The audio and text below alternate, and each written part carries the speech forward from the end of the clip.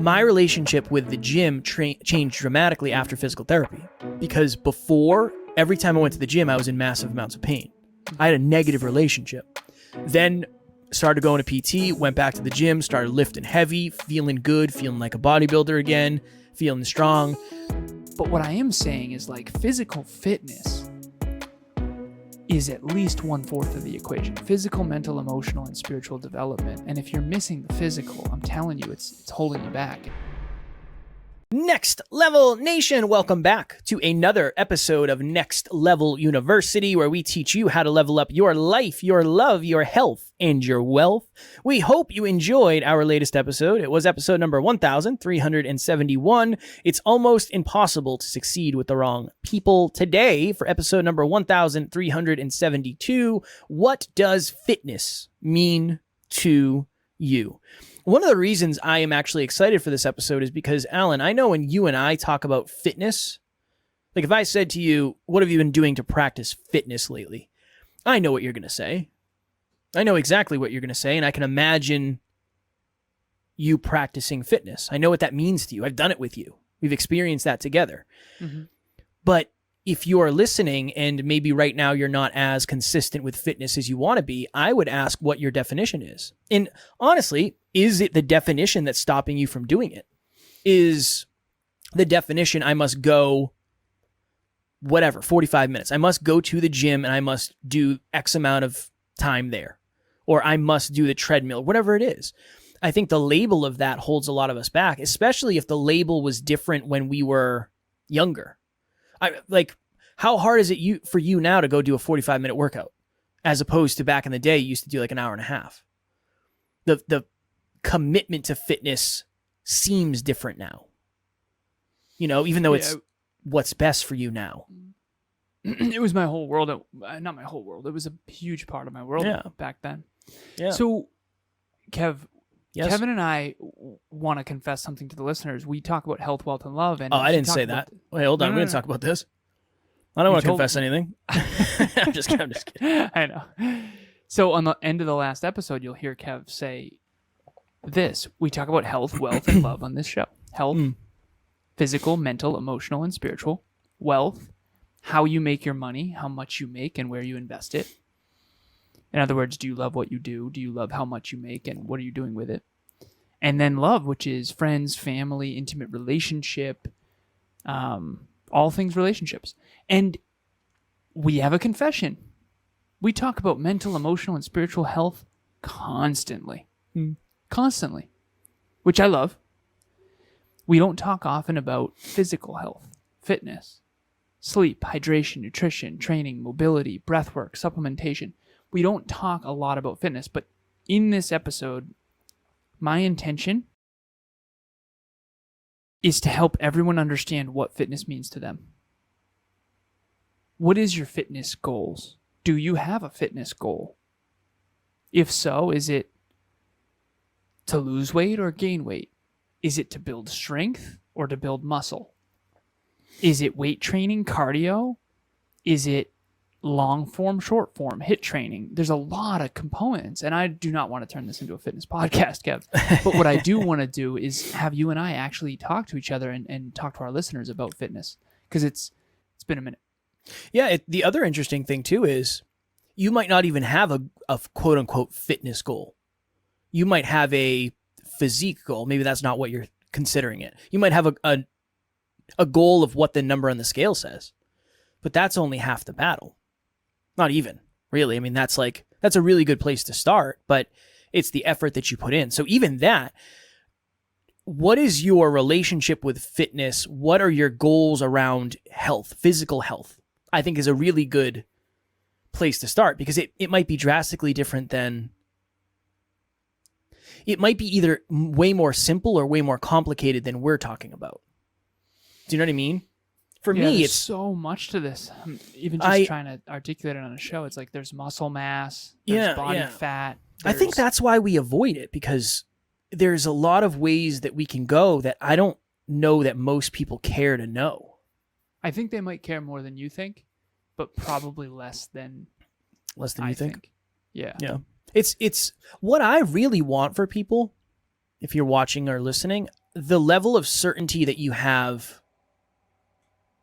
I just want the physical realm, the fitness, nutrition, getting results when it comes to that. I want that to be something that you have certainty around. Yeah. That's the ultimate goal. In other words, looking and feeling the way that you want to, like knowing how to do that. Knowing how to do that. One thing I want to share briefly is I've come to realize this recently. Back in my fitness competitor, fitness model, fitness coaching days, I lost sight of what it felt like to feel insecure in my own skin. Because my whole world was surrounded around fitness. I had 10 plus fitness clients. I was doing competitions. I did 42 photo shoots.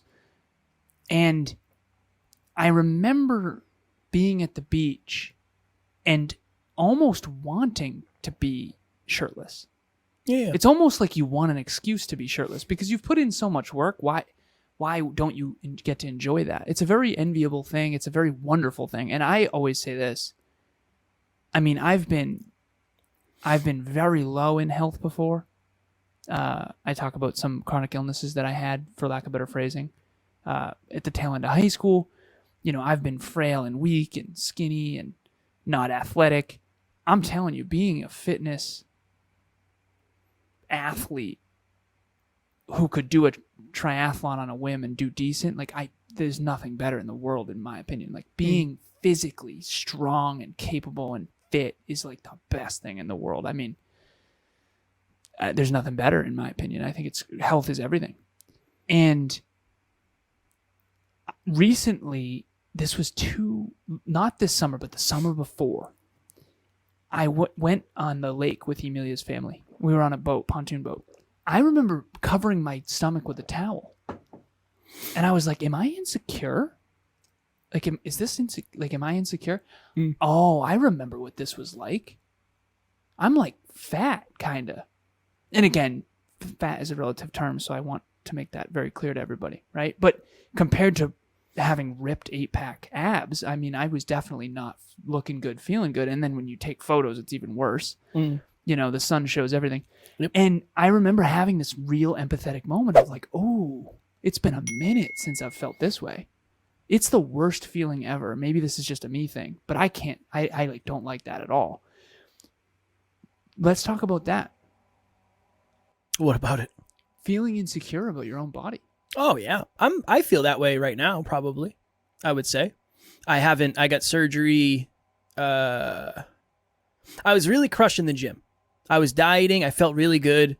Everything was going in the right direction. And I knew I had surgery coming up, and I was like, whatever, we'll see what happens. And then I got surgery on Monday a week ago. And it's like, well, I'm not going to keep dieting. There's no point. Like, let me just enjoy life. But right now, I'm 185 right now. Like, I don't feel great. I wouldn't feel great with my shirt off. Definitely not. But here's the thing. Do you remember how awesome it was when you did, though? Definitely. Can we? Isn't it a different game? It's hard to explain without sounding like an ass. A little bit. Try without sounding like an ass. Because the truth of the matter is, I think that if people believed it would be worth it, they would probably work for it. It will be worth it. It's the best thing in the world. As long as you have the right association with it.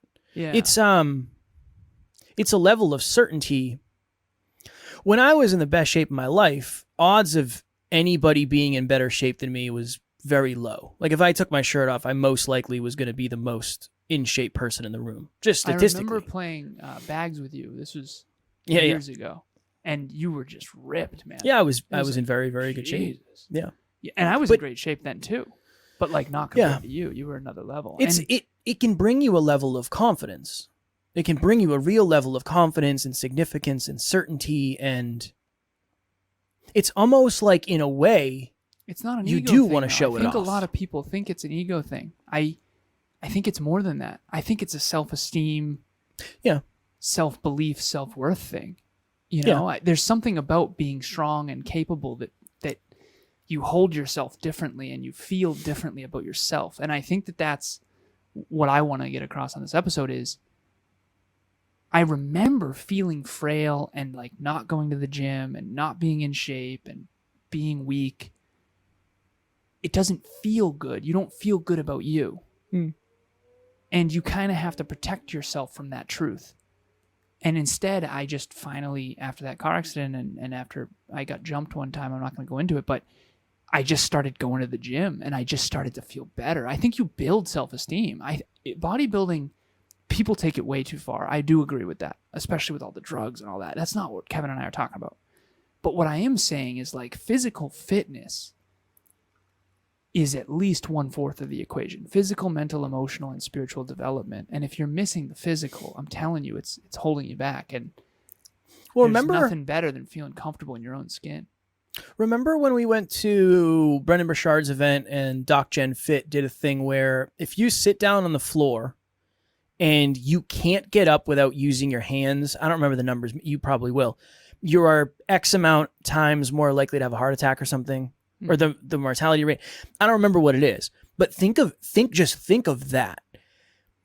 If you pause this episode right now, and I do this all the time, every time I sit down on the floor, I make sure, because I remember thinking like, I've been doing that. I used to do jujitsu. When you do jujitsu, you're on the floor and you have to get up. I never used my hands. I would just cross my legs and stand up. That's what I did. And I remember when Doc Jen was talking about it, I was like, interesting. That is so easy for me. Yeah, of course. I can't imagine not being able to do that. But I've also been training for 16 years. That maybe you don't want the feedback right now. I don't know.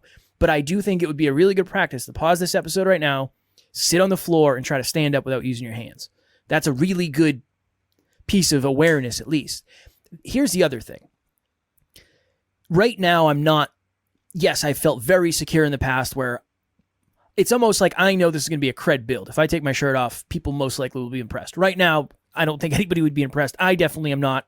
And that's really, at this point, what matters the most. But there's also a level of certainty where I told Taryn today, I was like, I'm so excited to be able to go back to the gym on Monday. I just know I'm going to have to start doing a lot more cardio. I already have the plan. I know I have the strategy, which is a level of certainty that I'm very blessed to have based on all the experience. That is what I want. If you're watching or listening, I want you to take that away. If here it is. What does fitness mean to you? Maybe it means a black hole of lack of knowledge that you don't think you can ever fix or figure out. Maybe it's something that you haven't, quote unquote, practiced in years, or it's not your current identity, but it used to be. Or maybe you had some negative, I used to over-exercise and maybe I dealt with some eating challenges. Like, I completely understand and empathize with that. Maybe this podcast is the first step before you go seek some other help. What is the relationship with fitness? What is the relationship with exercise? What is the relationship with your body? I think that's really my thought process in this episode. And this is going to obviously be one where you and I go back and forth because I don't really know what the tactics are for this. My name is Alex, and I am a professional videographer who runs a production company out of Halifax, Nova Scotia. The one thing that I love about working with Alan is that right away he was able to come in and set up a system for me that makes sure that I am taking charge of my time and I'm taking the actionable steps that I need in order to progress towards my goals on a day-to-day basis. When I get off the phone with him, I always find that I am energized and I am getting the most out of what I do with my time. What is your relationship with your body? What is your relationship with fitness? What is your relationship with food? What is your relationship with exercise? Like, are those positive things? You know, and you can kind of feel it, right? I tell the story about I was coaching a couple and one of the partners in the relationship really loves fitness and they're killing it and they go to the gym every day and they really want to go to the gym with their partner. And their partner doesn't like exercise very much. They had a negative relationship with weight training. Understandable. And we were talking about it and she was like, yeah, no. I said, well, who's someone who's like really fit in your circle? And she names the name and she says, yeah, she's one of those fit chicks. And I was like, ooh. See, Row, you have a negative association with fit chicks.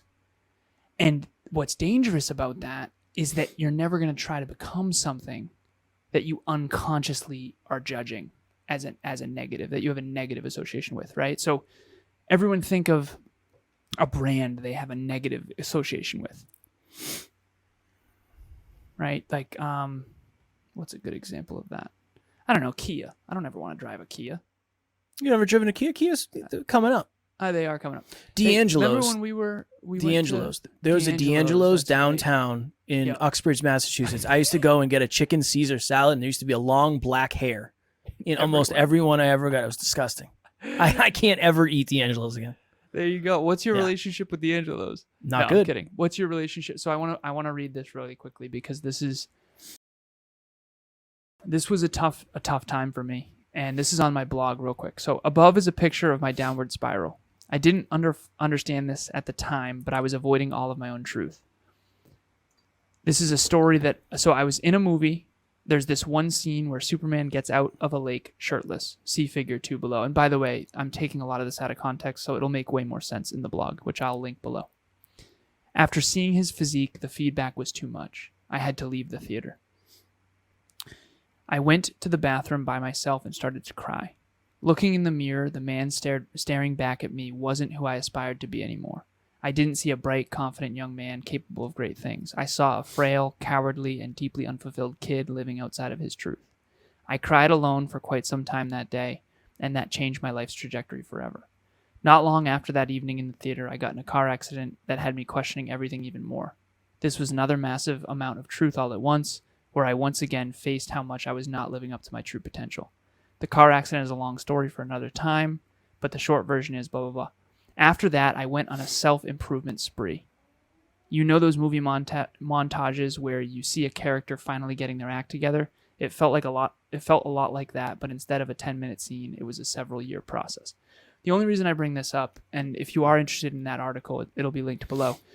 But I remember being in that theater, Kev. I went to dinner earlier that day. I was with my friend Manu, and we went to see the movie. This was back in, I think, 2012, something like that, 2013, 2014. I don't know. And what's the Superman guy's name? Henry Cavill. Henry Quite- Cavill. Quite the stud. He's a specimen. He's a specimen. Yeah. So I'm drinking at dinner, and then I spiked my huge movie theater Mountain Dew with Captain Morgan. And I'm drunk on a weekday, right? I'm not drunk, but buzzed. On your way. And I was just not working out, not feeling good about me. I was working hard in corporate America, but I wasn't physically fit. This is about fitness. I wasn't practicing fitness. I wasn't doing mobility. I wasn't eating right. I wasn't training consistently, right? So I see this scene of Henry Cavill come out of this lake, and the dude is jacked, man. And I just remember I had to leave the theater. I was like, I can't. I left the theater. I went in the bathroom. I cried. And after that, I remember vividly saying, I'm done living like this. I need to train again. I need to get back in the gym. And so I've had a couple moments like that in my life because physical fitness means the world to me. You know, you have a strong, capable body. If you're listening, you may not. I know we have some friends who got in bad accidents and they can't go to the gym. You know, Eric LeGrand, we interviewed him several times, right? He was a rock star football player and he got hurt and paralyzed, and now he's doing other amazing things. But we take our physique for granted. We take our physical fitness for granted, and I never want to do that. And so for our listeners, if you don't have a positive relationship with fitness and a positive relationship with your body and a positive relationship with food and the scale and this kind of stuff, I'm not saying to change all that overnight, but I am telling you that I was there. I was there, and I had a great relationship with alcohol, and I had a terrible relationship with fitness. And I'm telling you, I flipped that script, and I'm still working on it, but it's a way better life. And you will be, I think being in shape is better than people think. I do. It's the best thing in the world. And maybe I'm biased, but it's the best. Well, you'll definitely be grateful in the future. That's the interesting thing about health. We talk a lot about mental health and we talk a lot about self-awareness. That's stuff that you're going to get to work on forever. And it's not necessarily as challenging to work on self-awareness when you get older. You know, when you're 50, working on self-awareness probably isn't that challenging. But when you're 50, working on your physical health is more challenging, especially if you've never done it before. Fitness is one of those interesting things where you have, and I won't say you have to, it would benefit you to be more proactive, because when you start to get reactive, it's almost too late. The ship's already taken on water and you're trying to plug holes, and it's like, look, we are in trouble here. And you and I are noticing that 33 and 34. It's not like it used to be. It's a different game, huh? It's humbling. It's humbling. It's humbling. Yeah. It's humbling. So again, I think this is one of those deeper understanding episodes, and maybe just an episode that allows you to ask yourself some questions when we get to the end of it. But I really think that it's a really good place to start. Last thing, because I have another podcast I'm getting on. My relationship, and you probably have noticed this, and even if you're listening on the show, you've probably noticed, my relationship with the gym changed dramatically after physical therapy. Because before, every time I went to the gym, I was in massive amounts of pain. I had a negative relationship. Then started going to PT, went back to the gym, started lifting heavy, feeling good, feeling like a bodybuilder again, feeling strong.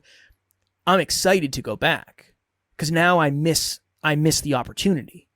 I was so grateful to have my body back and feel good, and my body was working, and now I lost that for a short period of time. And it's just a friendly reminder of like, make sure you stay grateful and get back after it when you have the opportunity. But sometimes it's something that doesn't even seem connected that has really affected our relationship with it. I love the gym, but not when every time I go, I'm getting negative feelings. My shoulder hurts, my neck hurts, whatever.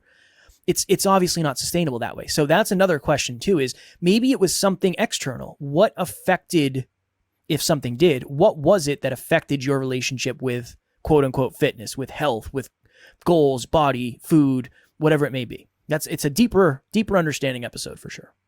Very, very powerful. So everyone, before we go, just check in. What is your relationship with fitness? 0 to 10. And it can be whatever fitness means to you. It can be cardio. It can be weight training. It can be physique goals. It can be body composition. It can be whatever. And if you need help with this, just reach out. We have a long history of bodybuilding and fitness between the two of us. I mean, we've been doing it between the two of us for a combined, I've been doing it for at least 9 years. Yeah, probably 25 years between the two of us. Yeah. And then even before that, I was dabbling, but I wasn't doing it right until 9 years ago. But if you struggle in this arena, I mean, there's so many people that are, reach out, just reach out and get started, because you'll be surprised how much confidence you build when you know what you're doing. You don't have to be worried about your wedding coming up or that next wedding coming up. You don't have to be worried every spring season or whatever. You don't have to be worried about going to the beach. You'll be pumped to go. Yeah. And if you listen to this and said, I do know what to do, I just can't stay consistent, I keep struggling, I keep falling off, our next round of group coaching is July 11th. So in there, you can literally set this as one of your goals. Exercise 30 minutes, whatever the label for you that would get you the most results or get you the most self-worth or self-esteem, whatever that is, we can help you stay accountable and consistent in that. So link for the next 11th round of group coaching is July 11th.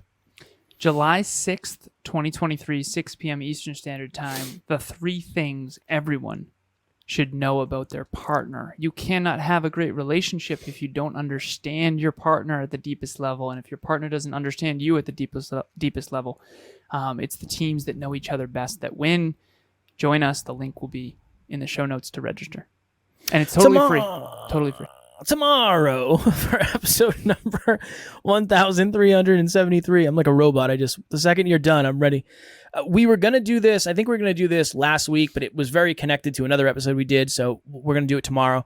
Overly abundant versus overly scarce. So we talked a lot about fitness today. What's your relationship with fitness, health, all that. I want to approach a relationship with money in that episode. What is your relationship with making money, spending money, all of that? Saving money, all that happy jazz. As always, we love you. We appreciate you. Grateful for each and every one of you. And at NLU, we do not have fans. We have family. We will talk to you all tomorrow. Keep crushing those fitness journeys. Next Level Nation.